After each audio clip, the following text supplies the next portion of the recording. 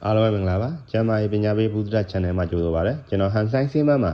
ကျွန်တော်ဒီနေ့ဝေမျှပေးမယ့်အကြောင်းအရာကတော့ဟင်းသီးဟင်းရွက်တွေကိုစားရင်နဲ့ဆေးကြောနေတာဟာတကယ်ထိရောက်ရဲ့လားဆိုတဲ့အကြောင်းကိုဆွေးနွေးတင်ပြသွားမှာဖြစ်ပါတယ်ကျမ်းမာရေးကို view site လာကြတဲ့ဒီဘက်ခေတ်မှာဆိုရင်ဟင်းသီးဟင်းရွက်တွေစားသုံးတဲ့အခါပိုးသက်ဆေးနဲ့ဓာတုပစ္စည်းတွေပါလာမှာကိုစိုးရိမ်စိတ်ကလူတိုင်းဒီဘက်မှာရှိနေတတ်ပါတယ်ဒီလိုစိုးရိမ်စိတ်ကြောင့်ပဲလူများသူကဟင်းသီးဟင်းရွက်တွေကိုစားရင်နဲ့စိမ်ပြီးဆေးကြောလေးရှိပါတယ်ဒီနီလန်းကရိုးရနီလန်းတစ်ခုဖြစ်ပေမဲ့သိပ္ပံနည်းကျထိရောက်မှုရှိရဲ့လားဆိုတာကိုသေးစိတ်လေ့လာကြည့်ကြရအောင်ဒီလိုလေ့လာမှုမတိုင်ခင်မှာကျွန်တော်တို့ကပိုးသက်ဆေးအမျိုးအစားတွေနဲ့၎င်းတို့ရဲ့ဂုဏ်သက်တွေကိုသိဖို့လိုပါတယ်ဟင်းသီးဟင်းရွက်တွေပါပိုးသက်ဆေးကိုထိရောက်စွာဖယ်ရှားနိုင်ဖို့ဆိုရင်ပိုးသက်ဆေးတွေရဲ့ဓာတုဗေဒဂုဏ်သက်တွေကိုနားလည်ဖို့လိုပါတယ်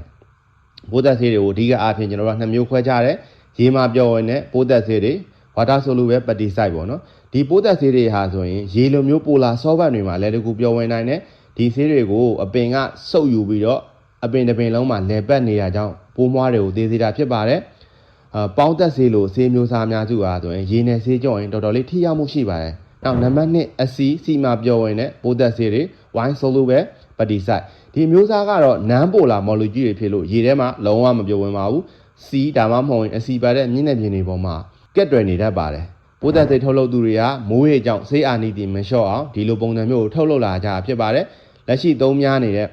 organophosphate အုပ်စုဝင်ဆေးများစုဟာဆိုရင်ဒီပိုးသက်ဆေးမျိုးစားထဲမှာပါဝင်နေပါတယ်စားရည်နဲ့ဆေးကြောတာလည်းအာနိသင်ဒါမှမဟုတ်စားရည်နဲ့ဆေးကြောတာထိရောက်မှုမရှိရခြင်းအကြောင်းရင်းဘာလဲဆိုတော့စားဓာတ်ကိုရေနဲ့ရောလိုက်တဲ့အခါဆိုရင်ဓာတုဗေဒသဘောတရားအရရေကိုပဲပုံမပြင်းထန်တဲ့ electrolyte solution ဖြစ်ပြောင်းလဲလိုက်တာပါဒီစားရည်မှာအစီမှာပျော်နေတဲ့ပိုးသက်ဆေး molecule တွေကိုဓာတ်ပြုတ်ပြိုကွဲစေတဲ့အစွမ်းအာနိသင်မရှိပါဘူးဒါကြောင့်မလို့ပိုးသက်ဆေးကျွင်းကြံများစုကိုလုံးဝဖယ်ရှားပေးနိုင်ခြင်းမရှိဘူးဆိုရင်ကျွန်တော်တို့ကစားရည်နဲ့စိမ်ပြီးဘာလို့ဟင်းသီးဟင်းရွက်တွေကပိုတန့်သွားရလို့ထင်ကြရလဲဆိုရင်စားရည်ရဲ့ osmotic pressure ကြောင့်မို့လို့ကော်ပီတော့ပန်းကော်ပီစားရည်တွေမှာပုံအောင်နေတဲ့ပိုးကောင်ငယ်လေးတွေတန်းကောင်ငယ်လေးတွေဟာအပြင်ကိုထွက်လာတယ်ဒါဟာလူတွေမျက်စိနဲ့မြင်ရတဲ့ရလဒ်ဖြစ်တယ်ဒါကြောင့်စားရည်ကအလုပ်ဖြစ်တယ်လို့ထင်ကြတယ်ဒီလိုပိုးကောင်ငယ်လေးတွေထွက်လာတယ်ဆေးကြောလို့ရတာမှန်သေးမဲ့ခုနပြောတဲ့အစီမှာပြောရင်လည်းပိုးသက်ဆေးတွေ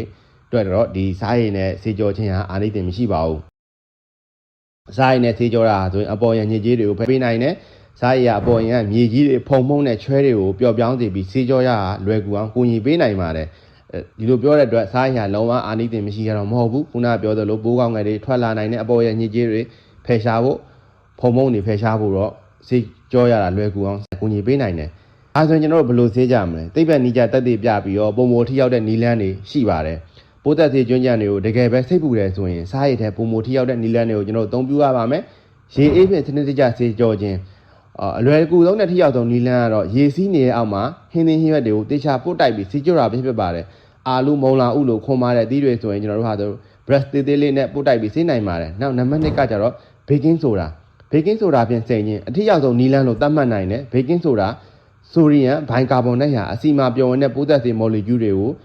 ဓာတ်ပြုတ်ပြိုကွဲစေပြီးအာနိသင်ရှိတယ်ဒါကိုသိပ္ပံနည်းကျလေ့လာမှုတွေကလည်းတက်တည်ပြထားတယ်ပြုလုပ်ပုံကတော့လွယ်ပါတယ်ရေ1လီတာမှာဆိုရင် baking soda လက်ဖက်ရည်သွန်းတစ်သွန်းရောပြီးတော့ဟင်းသီးဟင်းရွက်တွေကို15မိနစ်ခန့်စိမ်ပေးရုံပါပဲစိမ်ပြီးတဲ့နောက်မှာရေအေးနဲ့စင်ကြောင်ပြန်ဆေးကြောပါနံပါတ်3ကတော့ရှာလကာရေးပေါ့နော်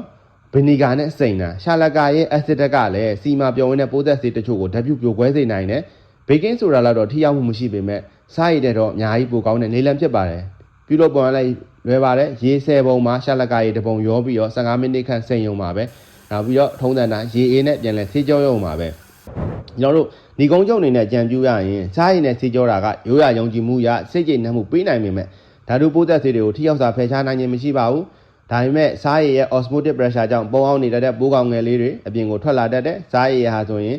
အသီးရွက်တွေရဲ့အပေါ်ကမြေကြီးဖုံမုံနဲ့ချွဲတွေကိုပျော့ပြောင်းစေပြီးဆေးကြောလွယ်ကူအောင်ကူညီပေးနိုင်တယ်ဒါကြောင့်မို့လို့စားသုံးသူတွေအနေနဲ့ဟင်းသီးဟင်းရွက်ကိုပုံမဆက်ချက်လက်ချက်စားနိုင်မှုအတွက်ရေဖြစ် running water လို့ခေါ်တဲ့ဘေးစင်ရရေဖွင့်ပြီးတော့အဲ့ရောက်မှတေချာဆေးကြောတာဒါမှမဟုတ် baking soda ဒါမှမဟုတ်ရှာလကရေစတဲ့သိပ္ပံနည်းကျထိရောက်မှုရှိတဲ့နီလန်းတွေကိုသာအသုံးပြုသင့်ပါတယ်အားလုံးကိုကျေးဇူးတင်ပါတယ်နောက်တစ်ပတ်မှာလည်းကျွန်တော်ရွေးချယ်ထားတဲ့ဆောင်းပါးနဲ့တူပြန်လာပါမယ်ဗျ